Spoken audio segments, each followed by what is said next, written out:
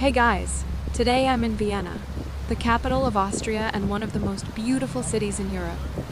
Let me show you some of the highlights. First, we have the Schönbrunn Palace, the former summer residence of the Habsburgs and a UNESCO World Heritage Site.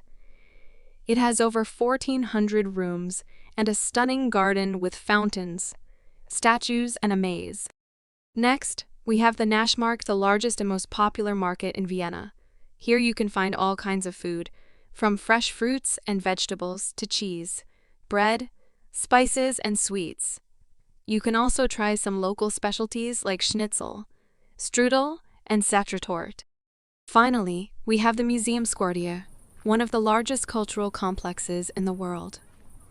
It has museums, galleries, theaters, and cafes that showcase contemporary art and culture